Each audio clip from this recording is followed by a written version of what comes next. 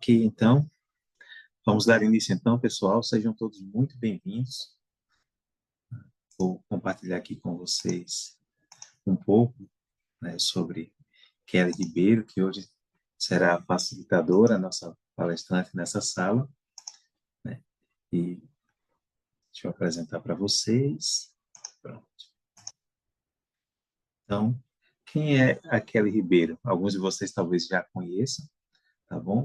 Nós vamos estar falando especificamente hoje nessa sala sobre celebrando a singularidade, né? E a Kelly vai discorrer sobre esse tema e nos ajudar a entender melhor com experiência prática, com experiência profissional, com experiência como mãe. A Kelly Ribeiro, ela é administradora e psicóloga. Ela também é especialista em saúde mental, terapia da família e casal. Tem formação em ABA e terapia do esquema e outros. Ela é diretora de promoção dos direitos de pessoas, né, PCDs, na Secretaria de Assistência Social de Aparecida de Goiânia. Então, se tiver algum conterrâneo de Goiânia, né, pode ser até que conheça. E também ela é ativista na área do autismo e apoio a mães atípicas. Então, Kelly, muito obrigado por você estar conosco, né? E obrigado por nos prestigiar com sua experiência. Por favor, o tempo é seu. Obrigada, Gessé. Boa noite a todos. Muito obrigada pela presença de cada um de vocês aqui. Eu sei que a presença de vocês aqui está muito assim relacionada com o interesse pelo tema e talvez como eu, vocês também vivenciem a maternidade atípica, né? Então vai ser muito bom a gente poder conversar um pouquinho hoje à noite, eu poder falar um pouquinho para vocês sobre não só a minha experiência, né, como profissional, mas principalmente como mãe, a gente poder esclarecer de uma forma mais simplificada algumas temáticas, né, sobre o autismo, e estou à disposição, tá? Se vocês quiserem fazer perguntas, né, já vai estar aí recebendo as perguntas no chat, tá? Podem ficar à vontade. E sou muito grata, Jessé, pela oportunidade de poder falar mais uma vez sobre esse tema, né, que é um tema que eu gosto, que eu vivencio, então eu estou muito agradecida e honrada com a presença de cada um de vocês. Jéssica, você vai compartilhar os slides? Você quer que Sim, compartilhe? quero, por favor. Você vai me falando quando tiver que passar, tá bom, Kelly? Tá.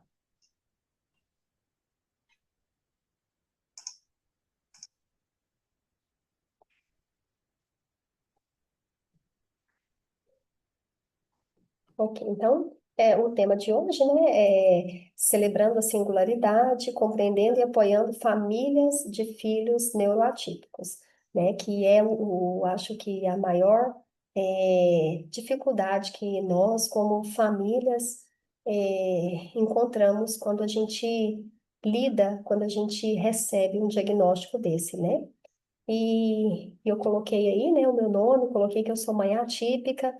O que que é uma mãe atípica? É uma mulher que tem um filho, com alguma condição, deficiência, transtorno, uma síndrome rara, alguma coisa que exige algum cuidado especial, alguma atenção diferenciada, né? O termo também ele pode ser usado para mães de crianças neurodiversas, ou seja, aquelas crianças que têm um desenvolvimento que é considerado diferente do que é o padrão é, tido como normal pela sociedade. Pode passar, Jason.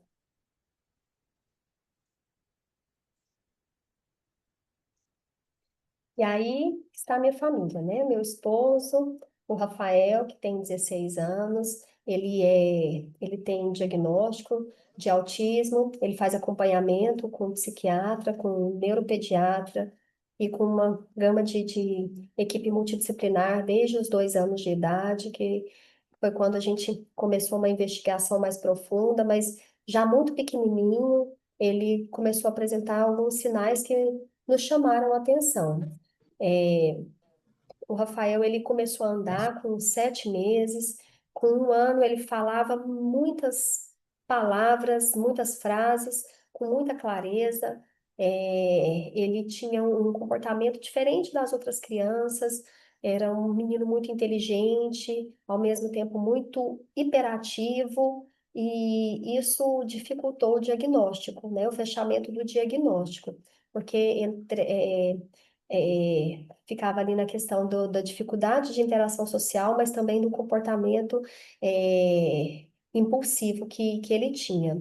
E por alguns anos, né, a gente ficou acompanhando, eu quero que vocês pensem há 14 anos atrás, né, 15, 14 anos atrás, onde os diagnósticos ainda eram mais difíceis de serem fechados, né? Tudo estava ali muito no início, né? O diagnóstico de um autismo que hoje, que na época era grave, hoje nível 3 de suporte, era mais fácil de ser identificado, porque era uma criança não verbal, né? Ele não, ele falava muito bem, conseguia lidar com as situações do ambiente, mas em contrapartida ele tinha uma dificuldade social, tinha uma dificuldade de contato, né, que a gente sempre percebia ao tomar banho, muita hipersensibilidade, questão de sons, então isso tudo foi chamando a nossa atenção. E aí nós temos a Raquel, e ele continuou, né, o acompanhamento continua até hoje, foi fechado o diagnóstico com 5 anos de idade, né, e até hoje ele continua o acompanhamento, né, porque a gente, como mãe atípica, a gente sabe que esse acompanhamento, ele não tem fim, né, é até que a criança, o jovem ou o adulto esteja numa condição emocional e social, e de autonomia que contribua para que ele vivencie bem ali no meio social dele. Depois nós tivemos a Raquel, que tem 14 anos, e a Mel, que está com 5 anos. A Mel também, ela tá em processo de avaliação, ela tem uma suspeita de autismo também, nível 2 de suporte. Rememorando, o Rafael, ele, com o primeiro diagnóstico, era nível moderado na época, né, que hoje é o 2 de suporte. Hoje ele está no nível 1 de suporte. A Mel, ela está no nível 2 de suporte, está em processo de avaliação. Eu sou muito criteriosa com relação ao diagnóstico, né? E sou muito detalhista, então eu gosto que faz uma avaliação completa, porque eu acho que um diagnóstico, para todos vocês aqui, para mães que porventura tenham filhos com autismo, eu acho que vai entender muito bem isso, né? É um sofrimento muito grande receber um diagnóstico desse. Pode passar, Jéssica. E o Gessé já me apresentou, né? Eu sou psicóloga também e atualmente eu trabalho com pessoas com deficiência no município de Aparecida de Goiânia. Eu coloquei esse símbolo, né, da neurodiversidade, coloquei aí a especificidade de neurodivergente, neuroatípico, para a gente poder entender um pouquinho, né? Esse símbolo faz parte da nossa sociedade. Então, a gente precisa entender que hoje a nossa sociedade, ela precisa aceitar e precisa validar que a neurodiversidade faz parte da nossa vida, né? Esse termo, ele representa o símbolo do infinito e ele representa uma infinita possibilidade de diferenças neurológicas que são existentes hoje, né? Também é utilizado para lembrar que cada pessoa é única. O termo neurodivergente, neuroatípico, neurodivergente é a pessoa que apresenta, né, um funcionamento e comportamento neurocognitivo que é diferente do que a sociedade acredita como típico, e o neuroatípico é um termo utilizado para a pessoa, né, que tem esse desenvolvimento neuropsiquiátrico diferente do considerado comum. Né? Então, atípico é aquela pessoa que tem o desenvolvimento diferente do comum, e neuroatípico é aquele que tem o desenvolvimento neurológico comum. Então, tanto a neurodiversidade, neurodivergência, quanto neuroatípico, está tudo relacionado com a questão de desenvolvimento neurológico, né? E esse desenvolvimento neurológico, por algumas circunstâncias, seja no processo de formação do feto, ou seja pelo processo ali de desenvolvimento fetal, ou por alguma questão genética, acontece alguma alteração que o cérebro, de alguma forma, não desenvolve como o das outras pessoas, né? Ele desenvolve de uma forma diferente. Mas também o termo neuroatípico, ele é uma construção social e política, né? E é importante isso para quê? Para poder dar visibilidade à causa, né? E às pessoas que vivenciam essa condição. Mais importante de tudo, é a gente entender que essas variações, né, de típico e atípico, não é uma doença, né, como como a gente sempre ouve falar. Embora uma pessoa que tenha o autismo seja considerada uma pessoa com deficiência, né? Ser autista não é ser uma pessoa doente, né? Da mesma forma que uma pessoa neuroatípica, a gente não considera que ela é uma pessoa doente, mas é uma forma diferente de perceber e entender o mundo. É uma alteração que teve ali no momento da formação do cérebro que contribuiu para que ela enxergasse a realidade de uma forma diferente da gente, né? Então, a forma dela processar estímulos é diferente de uma pessoa que não seja atípica, né? Pode passar, José. Eu fiz aqui um levantamento, né, de o que contribui, né, para que haja uma neurotipicidade no indivíduo, né? Se é algo que não pode ser curado, mas pode ser tratado, mas o que faz com que uma pessoa seja considerada neuroatípica, né? Então, são essas condições, né, esses diagnósticos que são dados, né, por um profissional especializado, um neuro, um psiquiatra, um psicólogo, né, que vai identificar alguma alteração no funcionamento neurológico que contribui para que o funcionamento comportamental, social e sensorial daquela pessoa seja diferente. Então, dentro dos diagnósticos, a gente tem o autismo, a gente tem as dificuldades no desenvolvimento intelectual, a gente tem o TDAH, dificuldade de aprendizagem, que é a dislexia e a descalculia, problemas de coordenação motora, né, problemas de comunicação.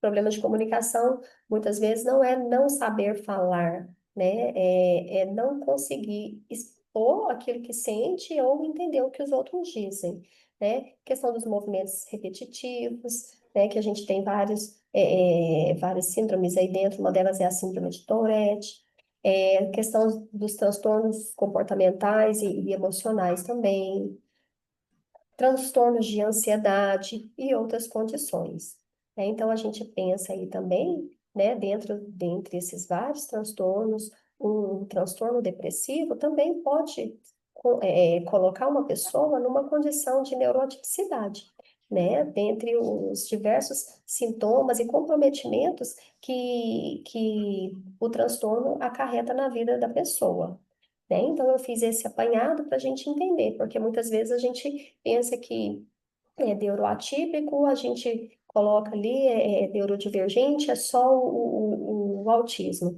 Não, então nós temos vários transtornos, né, que engloba dentro da neurodiversidade, né? E por isso que eu coloquei viva a neurodivergência, né? Porque ela está no nosso meio.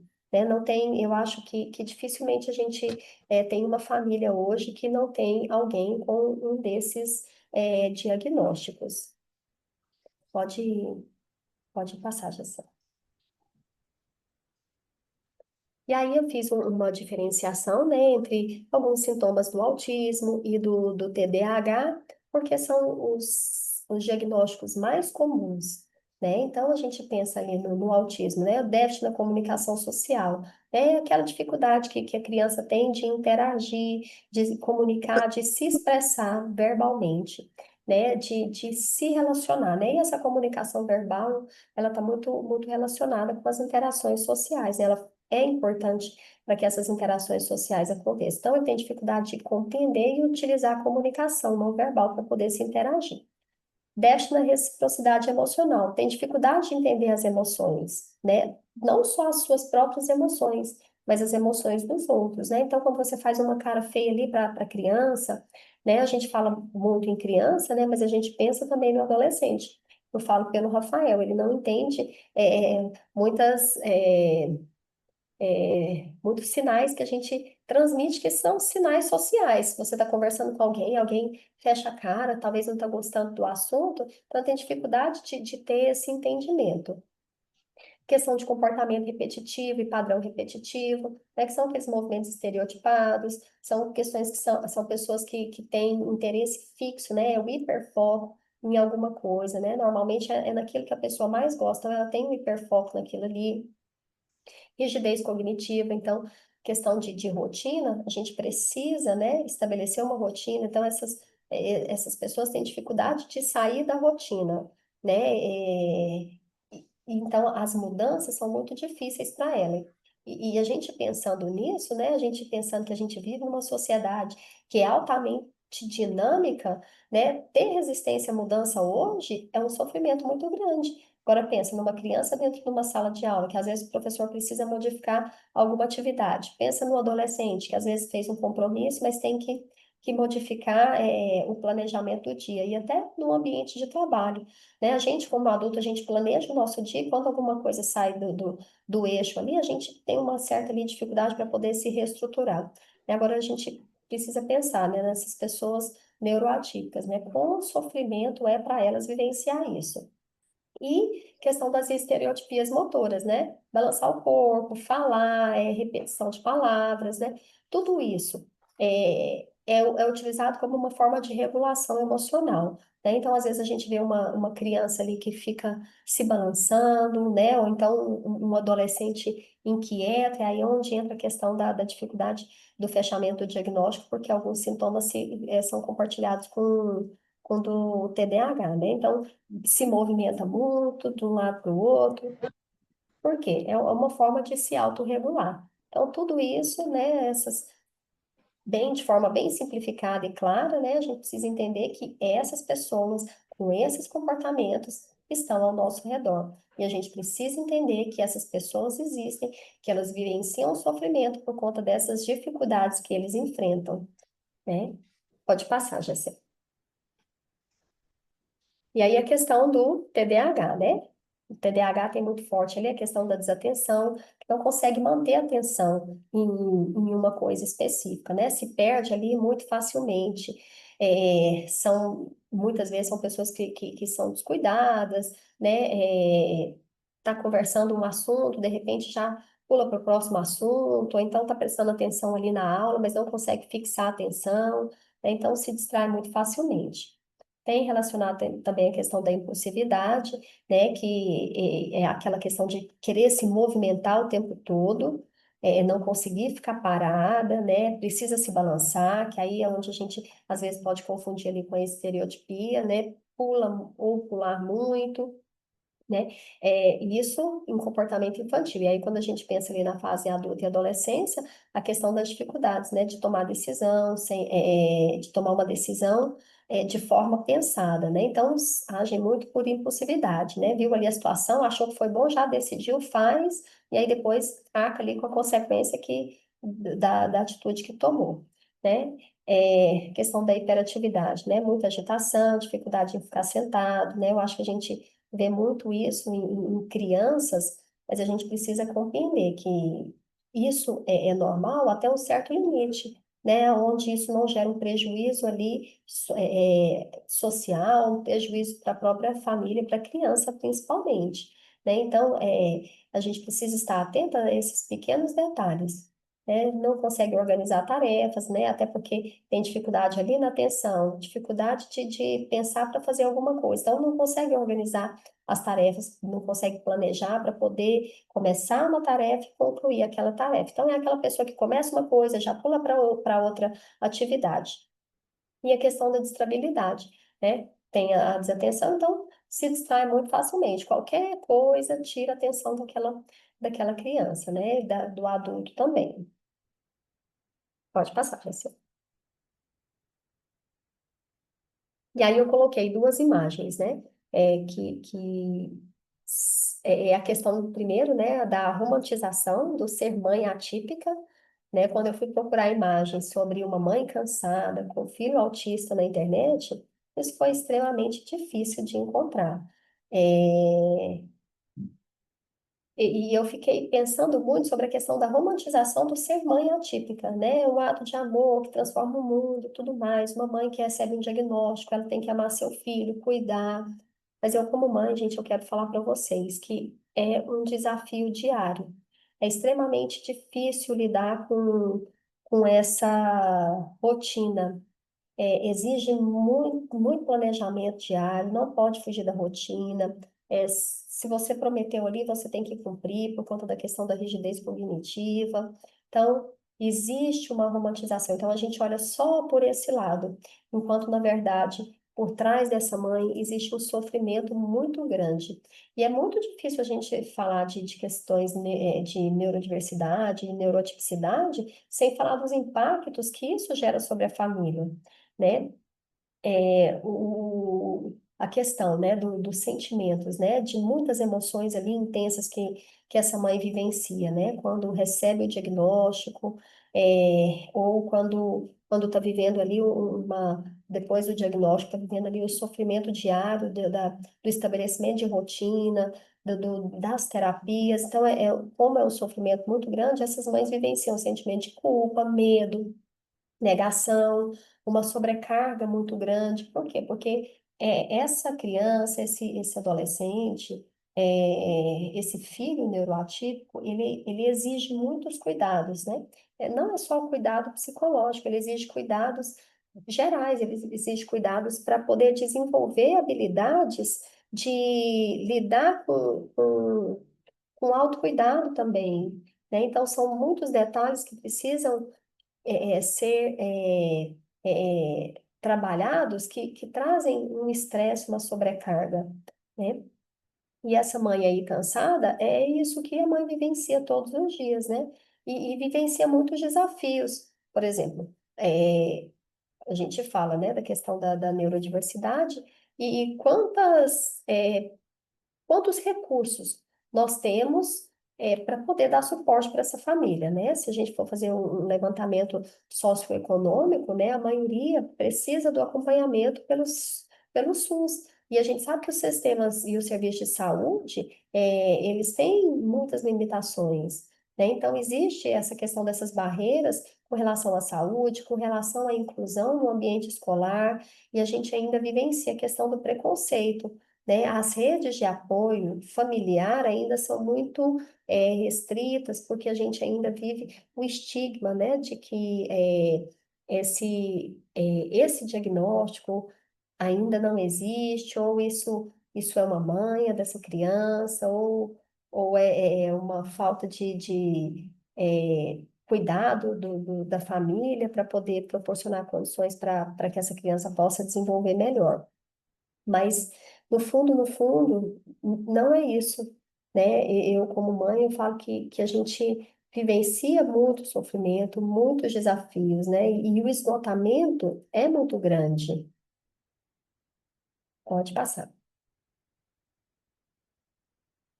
E aí, quando a gente fala, né, do que é necessário, né, o que é importante, uma rede de apoio, né, é muito importante.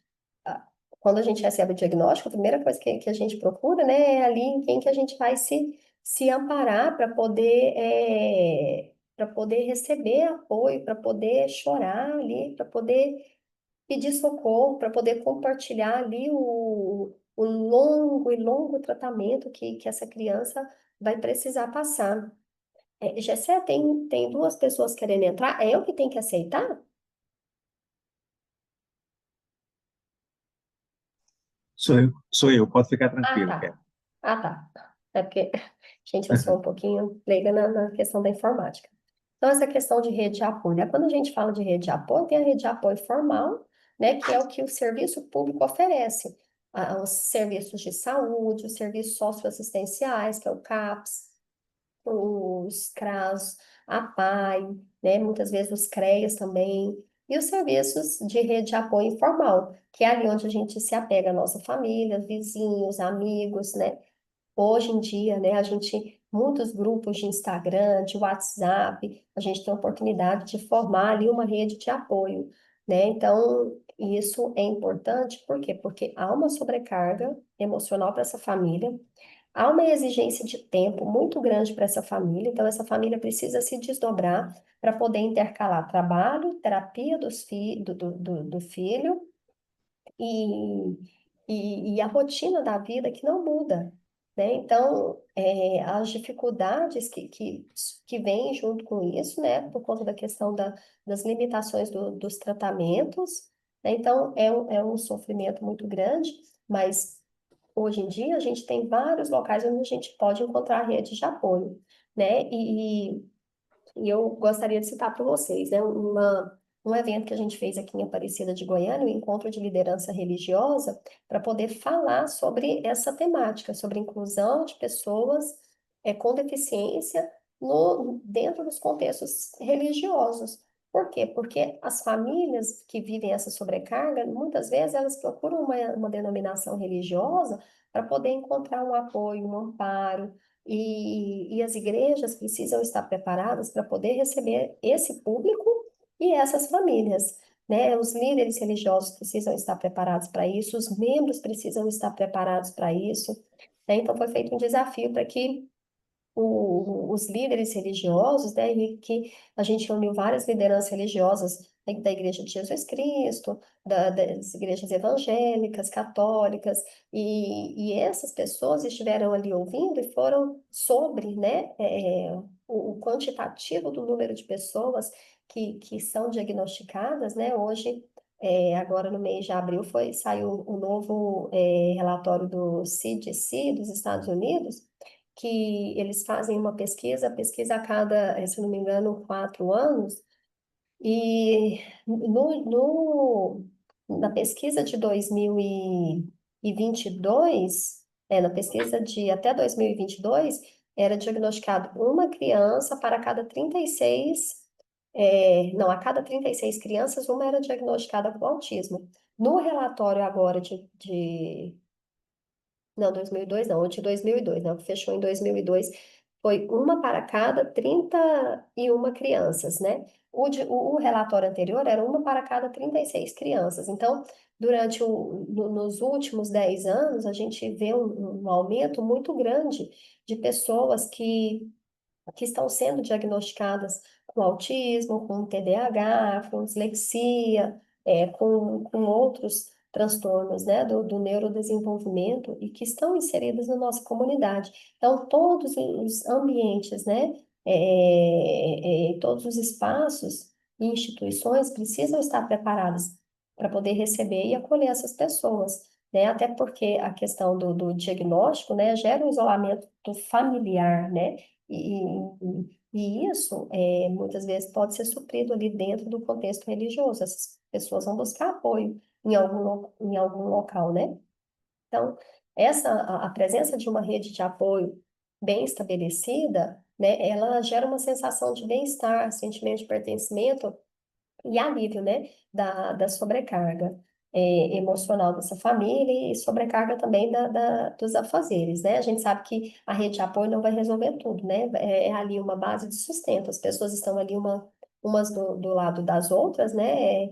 Uma apoiando, sustentando as outras para que elas possam caminhar juntas, né? Então, o que que eu aprendi, né, com isso, com relação à rede de apoio, né? Eu aprendi que o primeiro apoio sou eu mesma, né? Somos nós como família e que a mudança começa dentro da gente, dentro de mim, dentro do meu esposo, né? Até por conta da questão da aceitação do diagnóstico, é muito difícil receber um diagnóstico desse. Por mais que eu vou falar com relação à Mel, por mais que a gente tinha o diagnóstico do Rafael, eu já tinha vivenciado com ele todas as situações de dificuldade, eu tive muita resistência para poder aceitar o diagnóstico da Mel, né? O pensamento era, nossa, vou viver tudo isso novamente, né? E é mais ou menos isso que as famílias vivenciam, né? Vou ter que viver toda essa dificuldade, como que vai ser minha vida, né? Vou ter que parar tudo, e a maior preocupação é o que vai ser do meu filho quando eu não estiver mais aqui, né? Então é um sofrimento, é uma preocupação constante. E as mães se culpam por causa disso, né? A família se culpa por causa disso. Pode passar, Jéssica.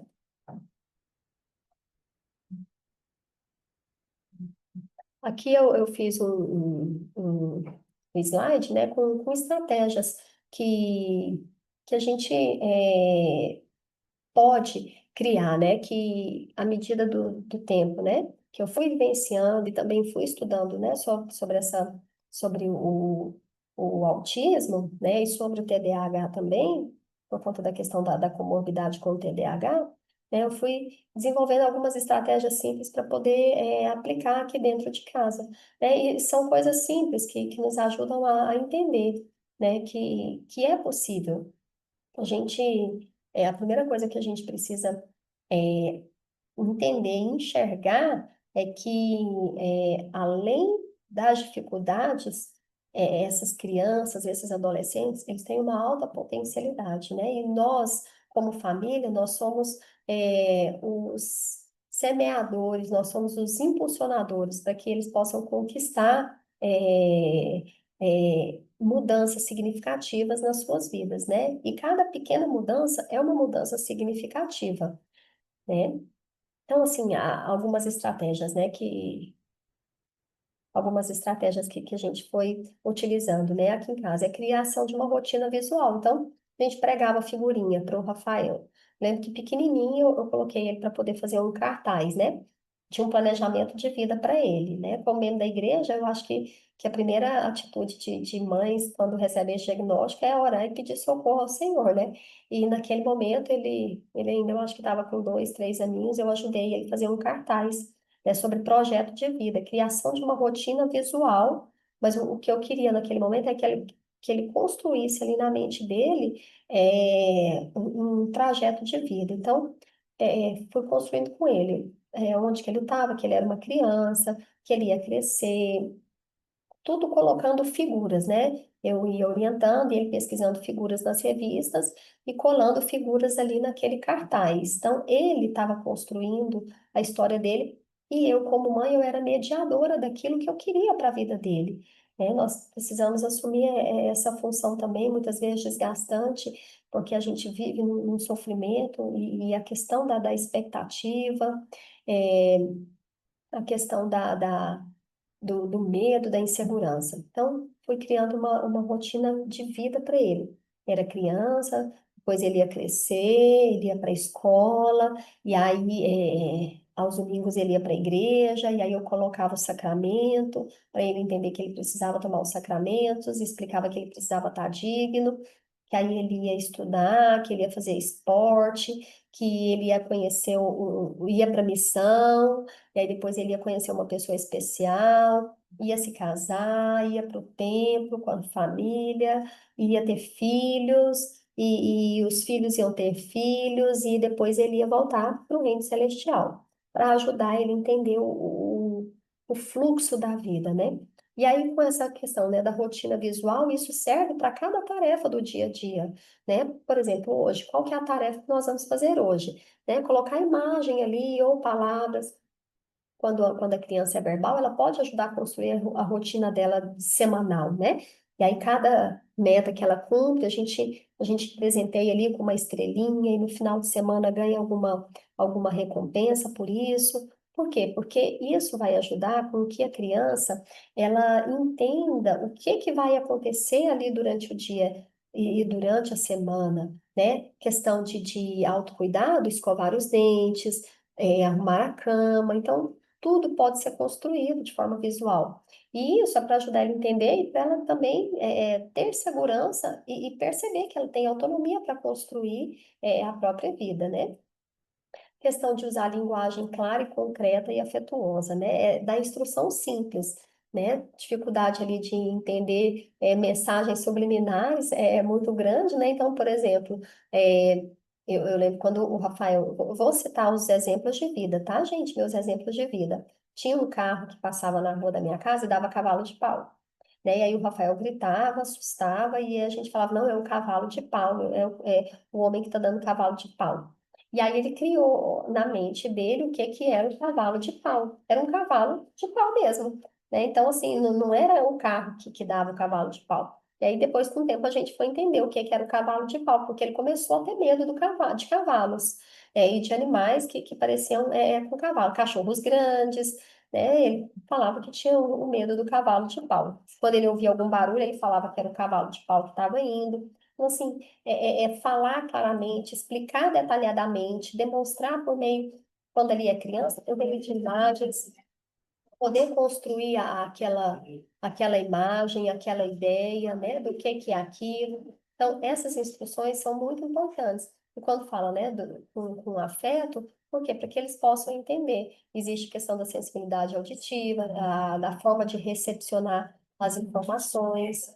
Questão de validar emoções é muito importante. Por quê? Porque essas crianças e adolescentes, eles têm muita dificuldade de expressar suas próprias emoções e reconhecer as emoções dos outros, né? Então, ela não sabe muito bem diferenciar ali questão de tristeza, não sabe ali identificar que o outro tá bravo, né? E é importante a gente trabalhar isso, porque isso faz parte ali da questão da sociabilidade, né? É, conversar com essa criança, falar que entende, como elas têm muita hipersensibilidade, ou então muita dificuldade com relação a toques, né? Demonstrar para ela que compreende essa dificuldade, né? Validando o que ela sente, a forma como ela vivencia. Né? Para quê? Para poder criar segurança, né? Fortalecer, não só fortalecer o vínculo ali familiar, mas também ajudar ela a reconhecer e lidar com as emoções e também gerar uma segurança nela. Criar caminhos de regulação. A gente sabe que eles desregulam muito fácil por barulho e mudança de rotina. Né? Então, ali, aconteceu alguma situação que precisou mudar a rotina, a gente sabe que a criança vai desregular, né? Então a gente já cria ali um ambiente, ou então cria ali uma linguagem. O Rafael sempre gostou muito de ler, então a gente sempre levava livros para os locais, né? Então acontecia alguma situação, entregava o livro que ele gostava. Para quê? Para que ele não ficasse agitado, não ficasse chorando, ou então não ficasse questionando muito algumas situações que naquele momento não dava para poder falar. E então a gente foi criando, né, esses meios de ajudar a regular, né? Então são formas da gente poder ajudar a criança ali a ter uma qualidade de vida, né? Uma qualidade de relacionamento e de relação social melhor. A questão da antecipar a mudança, né? Então, vai precisar ter uma mudança na rotina, a gente antecipa para quê? Para evitar que aconteça a desregulação, né? Mas precisou antecipar, avisa, precisou mudar a rotina, avisa com antecedência, para quê? Para poder conseguir fazer com que a criança, ela permaneça, né? Mantenha estável, fortalecer vínculo. Né? Aí a gente vivencia, né, duas situações, né? Da questão do fortalecer vínculo, estar muito perto ali com os filhos, né? Para um determinado público social, isso é muito fácil, mas para outros que às vezes precisam trabalhar, se desdobrar e tem que deixar os filhos ou na escola ou com um parente, isso às vezes é mais difícil. Então, precisa criar rotina ali para poder estabelecer vínculo aonde essa criança vai estar. Por isso, a importância dessa rede de apoio. Todo mundo tem que estar conversado para poder manter, fazer com que mantenha a rotina. Então, o vínculo da criança com cada pessoa precisa estar bem estabelecido, para que ela consiga lidar com as várias situações. Oferecer escolha, né? Dar a opção para que a pessoa possa escolher, a criança possa escolher o que que ela vai vestir, isso gera autonomia. E é importante isso, por quê? Porque vai ajudar lá no futuro. Lá no futuro vai ajudar com que ela saiba fazer escolhas positivas, tenha autoconfiança para poder fazer escolhas. Então, todas as nossas ações trabalham no sentido de gerar autonomia para essas crianças. Né? Celebrar as conquistas, né? Então, cada conquista, né? Aprendeu a falar uma palavra, é o momento de comemorar. Hoje conseguiu ficar sentado 15, 20 minutos, conseguiu tomar banho sem chorar, né? Então, tudo é uma conquista, e isso reforça esse comportamento para a criança, e da próxima vez ela vai conseguir agir de permanecer, né? Tentar agir dessa mesma forma. E o principal, né? Que é a mãe cuidar de si própria, né? A questão do sofrimento materno, né? Do desgaste materno é muito grande. Né? E uma mãe que não está bem emocionalmente, ela não consegue dar um bom suporte ali para a família e para os filhos. Pode passar, Jacé. E para finalizar, né? A gente não está aqui para normalizar ninguém, né? Nossa intenção não é normalizar, não, mas é valorizar que cada pessoa tem a sua existência, tem a sua capacidade, tem a sua potencialidade. Né? Então, o nosso papel é ser ajudadores, né? Para que as pessoas possam se desenvolver, se encontrar, encontrar os seus potenciais.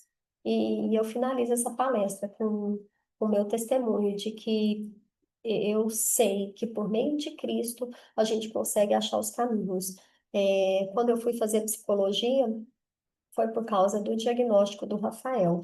Antes de ser psicóloga, eu era administradora, né? E eu sempre tive vontade de fazer psicologia, mas ela ficou mais intensa por conta da questão do Rafael. E eu pude aprender muitas estratégias para poder lidar com as rotinas do Rafael e hoje da Mel também, né? Então, tudo que a gente puder aprender, lendo, por meio das nossas redes de apoio, por meio de experiência de outras pessoas, é válido, vai nos ajudar como mães, né, como família, mas também vai nos ajudar a ajudar os nossos filhos, para que eles possam, né, se tornar tudo aquilo que o Senhor é, preparou e sonhou que ele se tornasse, né? Então, eu sei que Cristo nos direciona, né? E ele tem me direcionado. E eu sei que ele vive, né? E eu deixo essa palestra junto com o meu testemunho, em nome de Jesus Cristo, amém.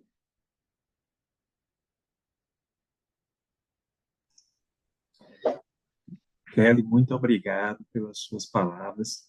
Acredito que muitos de nós aqui, de alguma maneira, tivemos você como espelho enquanto você falava, seja diretamente com um familiar, um filho, um irmão, ou um parente mais próximo, ou até com um parente distante ou vizinhos, né? Nós podemos perceber tantas estratégias que nós podemos utilizar.